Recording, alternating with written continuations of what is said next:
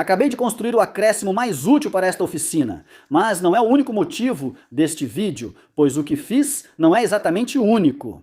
O vídeo, na verdade, tem como objetivo mostrar como eu construo de improviso e o processo que sigo para fazer um protótipo que acaba se tornando o produto final. Você não precisa ser perfeito, pode errar. E a maior parte da diversão está justamente na construção. Então vamos falar sobre o que e o porquê da construção, começando pelo porquê. Tudo isso é um problema, sabe? Tem coisas demais no caminho e isso é realmente irritante. Ou que, se você vai encher sua oficina com uma bancada grande, ela vai ficar bem no meio. Você precisa conseguir andar por todos os lados dela para alcançar as ferramentas nas laterais e também para trabalhar na peça que está no meio. Eu preciso de espaço e é isso que eu espero criar agora neste vídeo. Então, o que agora? Como eu disse, você já viu semelhantes, mas não exatamente este. É um braço articulado para mangueira de pó. A primeira pessoa que vi fazendo isso foi o João Césaro na Lincoln Street Woodworks. E como a maioria dos que eu vi, o dele se estende a partir da parede lateral da oficina, porque é lá que o aspirador de pó dele está localizado. Mas isso não vai funcionar para mim, e ainda não vi esse design exato que vou mostrar para você hoje em nenhum outro lugar. E é por isso que quero te mostrar como eu penso e depois como eu transformo esses pensamentos em realmente fazer alguma coisa. Vamos lá! Enquanto faço esse compilado, anos 80 com sucatas e peças disponíveis, vamos falar rapidamente sobre a visão do protótipo. Queria aproveitar umas dobradiças reforçadas que sobraram para mim. Considerando o peso total e que não quero que o braço articulado balance livremente, pensei que um cavilhão grosso e uma dobradiça caseira dariam a fricção ideal, mas isso complica a construção. Mas no fim das contas, se não funcionar, bem, eu não perdi nada, além de alguns retalhos. A tarefa inicial foi encaixar o cavilhão em 2 pedaços de compensado de 3/4 de polegada. Vou deixar o cavilhão fixo e a dobradiça fará o movimento. Você vai entender o que quero dizer. A primeira tarefa era deixar o cavilhão a 90 graus para garantir um movimento plano, não em ângulo. O primeiro objetivo falhou, não uma, mas 2 vezes. E como isso era um protótipo, bem, pelo menos dessa vez, não teve palavrão. Você tem que aceitar cada erro que comete, especialmente durante o protótipo, porque é isso que vai te ajudar. Só continuar tentando e experimentando. O terceiro encaixe ficou tão bom quanto possível, sem furadeira de bancada. Então colei e parafusei numa das extremidades. Deixei uma extremidade aberta para instalar o braço. Já furei as peças da dobradiça, mas tem a mesma dimensão da cavilha. E agora, deixe-me explicar um pouco mais sobre o formato deste vídeo. Esta narração está sendo feita depois da construção, então eu já sei o que vai acontecer. Para compartilhar meus pensamentos, aqui está o Marque ao vivo. Assim, você pode ouvir o processo em tempo real.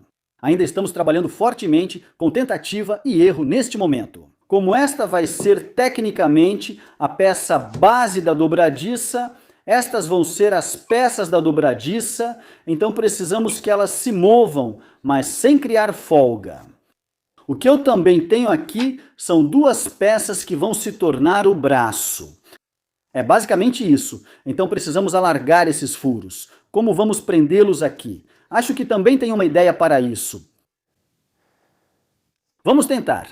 Não tenho certeza se esse cara tem tanto um plano quanto está deixando transparecer. Felizmente, estou aqui para explicar o processo agora. Como os furos têm exatamente o diâmetro da cavilha, o encaixe fica um pouco apertado demais. E eu já sabia disso, e na verdade queria assim. Vou usar essa cavilha mais fina, enrolada na lixa 80 apenas para ajustar o encaixe e deixá-lo firme, sem travar. E não é um trabalho tão difícil, mas não jogue a cavilha fora ainda, porque com certeza, quando você montar tudo, pode ser que precise de mais alguns ajustes. Estou deixando os cortes finais, os cortes nas extremidades de cada peça, para o final, só por precaução caso apareça algo que eu não tenha previsto. Eu gosto de fazer isso em toda a construção. Agora é hora de cortar a cavilha no comprimento certo, usando como referência as medidas das peças do braço já cortadas. Faço isso nas construções, protótipos e tudo o que posso. As medidas podem falhar e mudar durante a construção. Se você definir as medidas no início, há uma grande chance de elas não estarem precisas, quando você realmente chegar nessa parte da construção. Prepare-se para o pior ângulo. Eu poderia ter filmado isso usando o design básico escolhido, deixando as partes da dobradiça perpendiculares ao braço. Fica meio que em formato de um I maiúsculo, se você olhar diretamente de frente. Para fortalecer, fiz um canal de 3/4 de polegada nas peças da dobradiça para encaixar o braço. Não me importo se os canais estão centralizados, só passo a tupia na borda reta presa com sargento e depois viro as peças para ficarem iguais. Isso garante que o canal, mesmo não estando centralizado, fique à mesma distância da lateral de cada uma das duas peças da dobradiça. Assim, o braço não vai ficar inclinado. Só há dois objetivos aqui, na verdade: que o braço seja resistente e que ele não tenha nenhuma inclinação para baixo. Porque se ele inclinar enquanto você move o braço, ele vai ficar cada vez mais próximo do teto ou mais distante, dependendo de para onde o ângulo estiver indo. E eu não quero isso. Vamos ser honestos, estou buscando só uns 85% de perfeição, pois é o que dá para alcançar. E bem, vimos que a cavilha estava talvez uns 3 graus fora do alinhamento de qualquer jeito. Então, dedos cruzados, se eu errar, talvez uma coisa compense a outra, nunca se sabe. Voltando para um pequeno ajuste fino, já que as peças não estão totalmente alinhadas, mas estão incrivelmente próximas. E lembre-se, um pouco de fricção é normal e desejado. Vamos conferir ao vivo. E aposto que ele menciona bastante esse encaixe por fricção, está com um encaixe por fricção bem apertado. Tudo isso vai afrouxar porque eu vou dar uma boa arrumada nisso, mas antes tive uma ideia para estender isso aqui. Agora, não estou muito preocupado com quão fino isso é, porque, para ser sincero, não vai cobrir uma distância muito grande. Mas tudo o que eu realmente quero é que isso passe pela bancada, para não enroscar enquanto puxo o fio. E para isso, vou precisar de 2 e juntá-los. Bem, eu ia tentar ser um pouco mais esperto. Sendo bem direto aqui, esse sou eu tentando ser esperto demais e falhando. Vou mostrar o que estava fazendo, mas a menos que tenha um bom motivo, sugiro usar uma peça mais longa para o braço. Escolhi essas corrediças de gaveta porque são baratas, e eu já tinha. E eu tive a brilhante ideia de que, se eu conseguisse deixá-lo mais curto quando não estivesse em uso, economizaria espaço no teto. Quem realmente precisa economizar espaço no teto?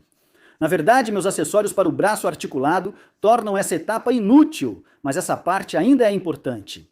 Esses espaçadores caseiros reduzem o atrito do braço na dobradiça, evitando que ele enrosque com o peso. Eu coloquei um acima e outro abaixo do braço, que, como você pode ver nessa etapa, já foi lixado e aparado para reduzir o peso, e também bom para deixá-lo mais bonito. Você adivinhou, o protótipo agora é o produto final. É engraçado como isso acontece, mas também é uma sensação ótima, porque esse é o momento em que você realmente sabe que vai conseguir construir alguma coisa. Nem todos terminam assim, e não me leve a mal, já penso em como melhorar.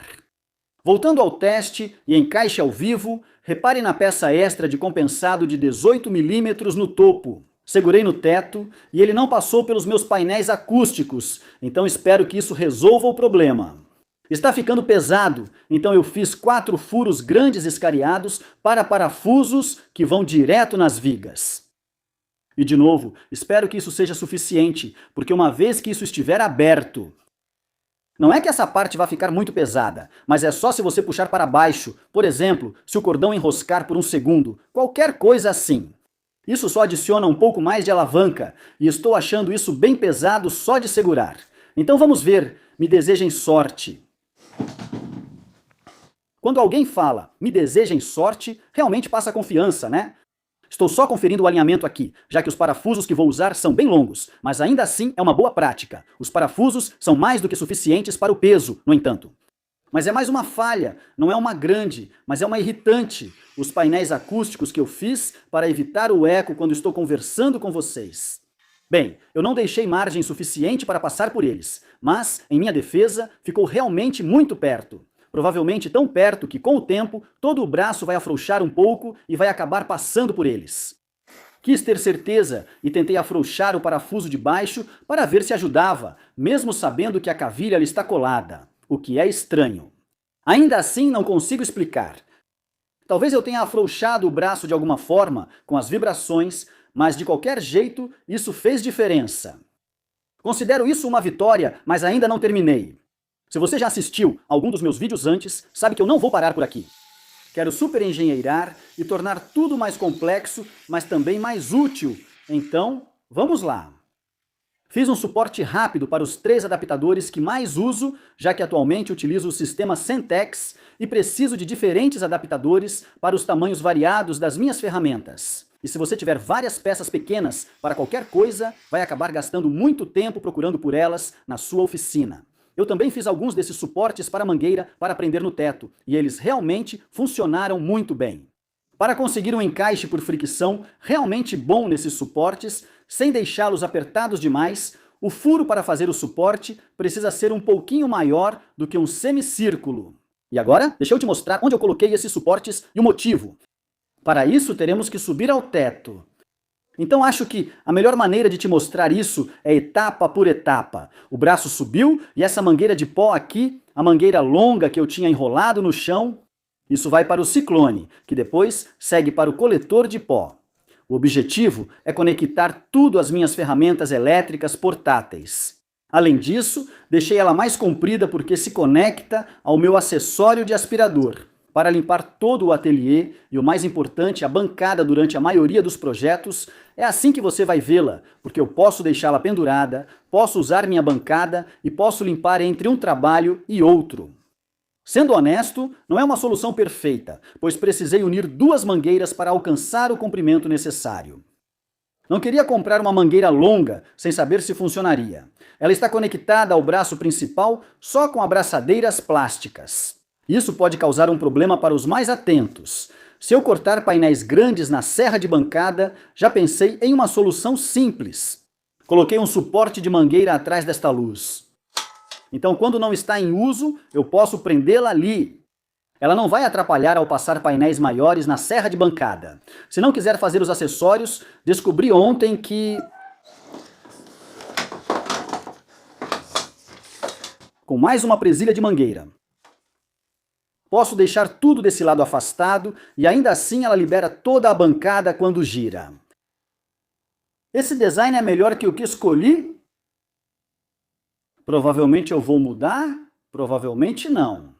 Deixa eu te explicar esse aparato aqui. Para ser sincero, isso não é 100% necessário, mas é muito bom ter. Você viu isso? Eu fiz esses furos nessa peça de madeira aqui para segurar todos os acessórios que eu preciso colocar na ponta da mangueira para conectar em diferentes ferramentas.